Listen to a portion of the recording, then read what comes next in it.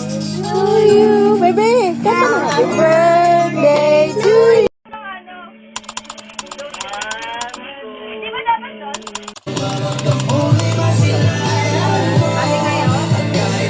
Si Atan doon na tumira, oh.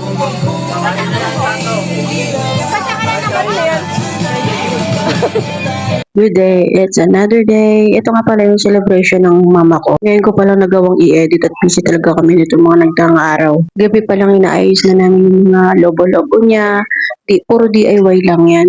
Yan kakalat ang aming kusina. Handa po tayo ng nanay ko. Toka-toka kami magkakapatid. Yan yung isang advantage kapag maraming anak. Siyempre, kung ano lang yung kaya. Minudo nga pala yung hinahanda ng nanay ko. Ito naman nagpatulong ako sa pamangkin gumawa ng Shanghai. Natakot sa camera. Malas niya, may tita siyang vlogger-vloggeran. Ito ngayon, kinukuha ko na yung pa-deliver kong cake. DIY din niya. Hindi siya mahal maningil. Hindi pa alam ng nanay ko na magpapadeliver kami ng kapag kasi tinatanong niya kung may cake siya, lagi namin sinasabi wala.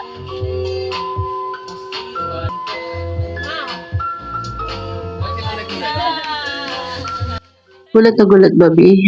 Kunwari lang yung nanay ko pero expected niya talaga yan. Ito yung hindi niya expected.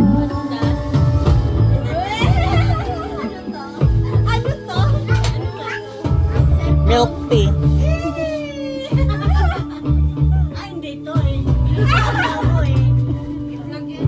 Hello.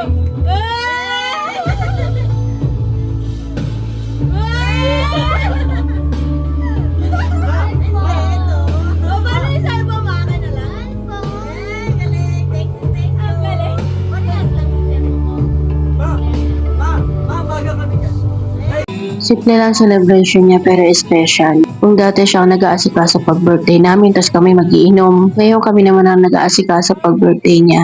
Tapos siya naman yung iinom. Ayan yung mga kasumba at friends ng nanay ko. Sa dami nila, kailangan na ata namin magpa-up and down. Naka-standing position na yung iba. Pwede na nga siyang tumakbong kagawad sa barangay.